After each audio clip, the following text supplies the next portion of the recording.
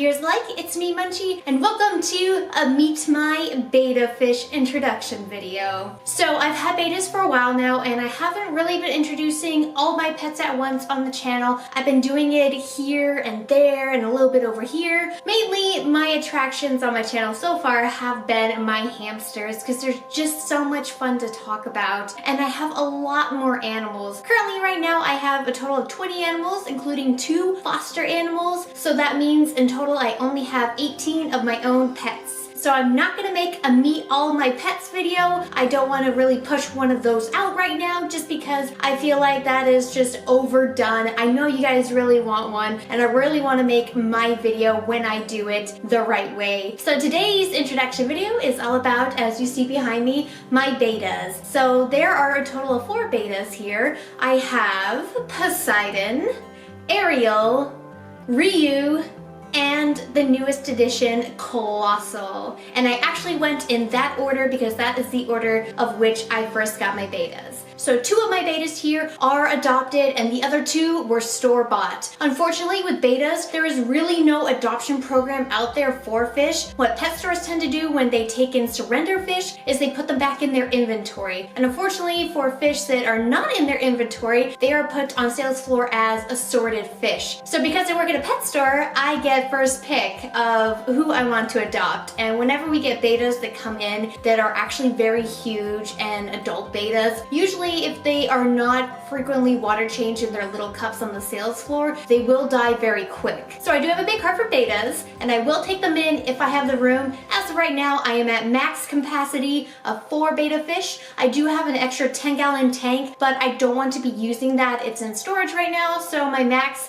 is now officially 4 bettas. So I have 2 tanks, and I do have a hospital tank right now / quarantine tank that one of the bettas is in just because they are brand new. But I do have 2 in a 5.5-gallon tank and 1 currently right now in a 10-gallon divided tank, or going to soon be divided tank. So without further ado, let's get started on who's my first betta and why I chose bettas. So I was following creative pet keeping, and I absolutely love SHOW BETTAS. I've known about SHOW BETTAS for a while now, but I was just getting back into the fish hobby and I really wanted a betta fish. And so when I first got my fish, unfortunately I did buy my fish just because there's really no other way, and there was no bettas that were surrendered to my store, so I went out and bought one. And I didn't actually buy mine at my store. I went to another store, and his name is Poseidon. So I estimated Poseidon to be 3 to 6 months old at the time. He was still a juvie because he's very young, very slim, but he is a butterfly half moon. Butterfly because of his color, half moon because of his form. Now with him, he was my first fish, so I did have a very small tank when I started out. I had a 1.5 gallon, but I said to myself that, okay, yeah, a 1.5 gallon is kind of small. He is a small fish, so I will keep him in this tank, which I'm calling the grow out tank, because I knew I wasn't going to keep him in there forever. I was going to get a bigger tank once they had one in stock. So I got a Tetra 1.5 square little container, which was actually really pretty. I really liked the LED lights it came with, but the hardest part was maintaining it and maintaining his happiness. And I actually got Poseidon back in August 24th of 2017. So I watched him about, I want to say 2 months after I originally got him, to just kind of decline in health, and I didn't exactly know what was going on with him. So unfortunately for Poseidon, here he has what is known as swim bladder disorder.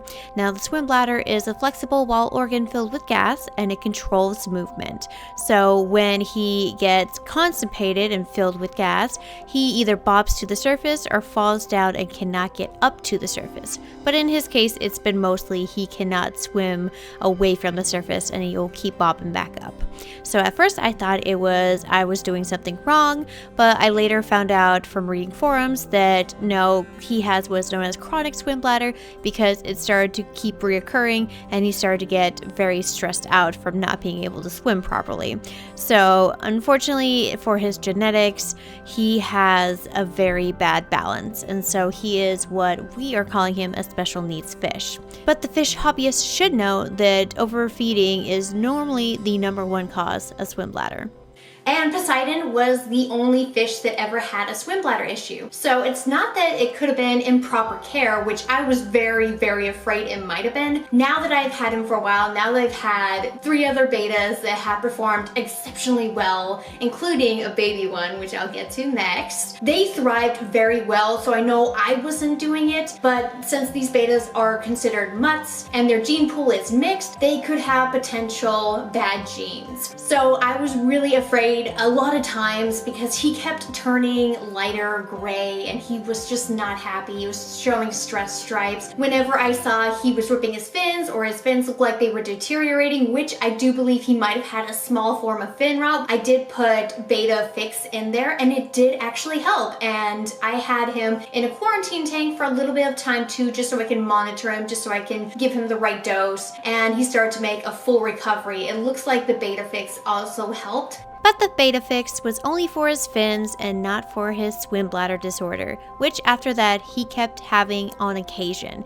It would go away, it will come back, it will go away, it will come back, and usually the feeding schedule for him is he eats 6 days and goes 1 day without food. Once his fins started growing back and I put him in the 10-gallon, he was a very happy fish. Unfortunately, he still ripped his fins. Of course, thank you Poseidon, thank you for ripping your beautiful fins, but at least his color is fully back now, which is wonderful. So I might not have a beautiful beta anymore because he likes to rip his fins. He's doing it on purpose because of movement. So I'm okay with that. As long as he's not turning gray and going backwards, I think he's a fine fish. And the next beta I got, I actually saw at my store and I noticed she was the smallest baby beta I have ever seen at my store. Now I hate when stores will get in very small baby betas, and I think it is cruel to be selling baby betas just because baby betas need frequent water changes, they need to not be stressed out, and they need to eat a lot. Unfortunately, with new beginner or new beta owners, they tend to kill their fish. I had the most amount of people coming back to me saying they killed their baby beta or they killed their new beta, and when I told them all the information that they never researched up, they came to me and said, oh my gosh, that's why I killed my fish. You don't I could tell you horror stories about customers not knowing what to do, and sometimes I'm not going to be there to help them. Whenever I see somebody purchasing a beta, I always ask and I always give them information if they are new or if they have not done their research. So when I saw the baby beta, I'm like, oh gosh, some little kid is going to kill this fish before it even has a chance to live. So I took her home and I took a bunch of videos and photos because I knew I wanted to see her grow up to be such a beautiful, gorgeous, big female. And I knew she was a female, but when they're that young, which I estimated she was about a month old in September when I got her, that she could change her gender and she could possibly become a boy or a boy disguised as a girl, because they can't do that when they're younger just because of instincts. They want to protect themselves in the wild and not get attacked by another male beta. So they kind of changed their genders around a little bit, but she stayed a female and she grew up to be such a gorgeous cellophane with a little bit of red. And I think she does have, since she is a mutt, a mixed gene in there of a marble gene. And marble genes are usually found in koi betas where they can actually change their colors. Now with her, she never had much red in the front, and then as she grew older, she started getting a lot more red in her front. And right now she's in a 5.5 gallon divided tank and she is thriving so much. And she actually has a male roommate in her tank. Before anybody says anything, I have done my research, I've gone on forums, I made sure that they can coexist together. And I have a lot of people saying that they do have male and female betas in a divided tank and they are thriving without the female dying off or getting egg bound and getting stuck, not being able to lay eggs. So what happens in the mating ritual is the male squeezes the female and she releases the eggs. So people were concerned in my beta divided tank video when I was putting them both in for the very first time, which you guys can go check out in the little icon above, that this might be a bad idea. But let me just reassure you that if anything were to happen, if she suddenly stops eating or if she suddenly is egg bound, where you can tell because in the front she will get very big, kind of like she's swollen, but not really, but you can tell that she's egg bound, then I would remove her or I would let her mate. just because her and Rio seem to be getting along so well. And one time she did, I want to say about a month and a half ago to about 2 months ago, she unfortunately saw me in the corner. I was about to go do a water change, and I opened up this glass lid right here and I left it open, and unfortunately she jumped over to Rio's side.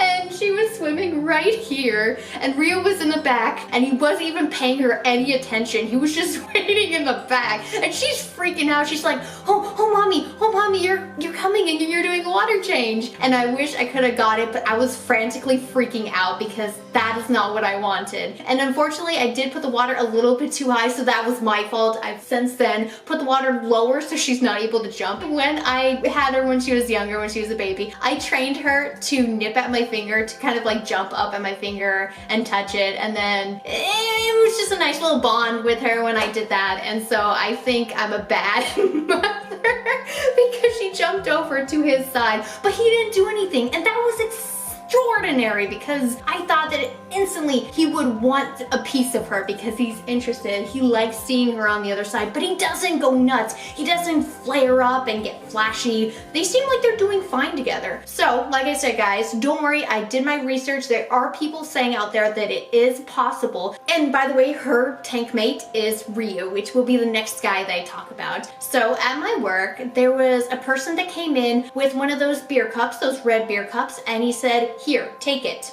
and walked out the door. Now, I was not there. That was my coworker, and she told me the whole thing, and I was in shock because I could not believe somebody would walk into the store, literally hand her a beer cup. Somebody did that, and I said to her, "I'll take him." I got Rio back on November 11th, 2017, and ever since then, he has been such a gorgeous boy. I'm not so sure if he was originally from a breeder, but he looks very flashy. I love his color. I love how it's mainly black and yet bright, and with a little bit of blue mixed in there, just a tiny little bit. But most of him is this beautiful black or red, and he does have his fins in the front a little bit curved, but I think that gives him a lot of personality, and he loved to flare at me. So that is really healthy to see the betas are flaring at you. You know they're in good health. And for him, he looked like he was a well-off beta, like he was being taken care of. So I estimated that he could have been 8 months to a year old, and he wasn't too big. He wasn't like adult size, I've been living for like 2 to 3 years type beta. He still looked very young, but not too young, like a juvie. So for him, I immediately put him in the 5.5 gallon tank, which at that time was not divided at all, but my dividers I did get later on from Sheila at Life with Pets, and I will leave the link down below if anybody's interested. I always want to give a shout out to people that I love, especially the people that have impacted me in a very positive way, like Sheila has. So last but not least, we have my final beta, who was also a surrender and an adopted beta, and I recently got him April 15th.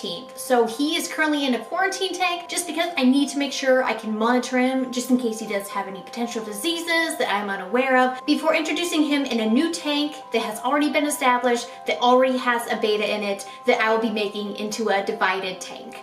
And that is Colossal. So Colossal is a very big adult beta, and he is the biggest beta, and I thought Rio was pretty big for a beta, but he is even bigger, so he's lived a lot longer, and he is just beautiful veil tail beta. So the story is a guy came in and surrendered a few cichlids as well as 2 male betas, both veil tails. One was all blue, very beautiful, and the other one was him, who has a little bit of turquoise in his scales and a little bit of red. And he is a big boy. He has a healthy appetite. He is eating bug bites just fine, and Colossal seems like he'll be a great addition to the tank as long as he doesn't start ripping his fins, because his fins are wonderful. They look great. I hope that I can keep him happy in a divided 10 gallon tank, which if it's a divided 10 gallon tank, they're each gonna have 5 gallons to themselves. So I am super excited about that, and I'll be showing you guys more of Colossal in the future and showing you guys a few updates of my betas when they do come in. But I do hope you enjoyed this video today, and if you did, hit like to show your support, comment down below with anything you'd like to say about the betas, and subscribe if you would like to see more content from me in the future. Thanks guys so much, and I hope you have a wonderful rest of your day. I'll see you next time.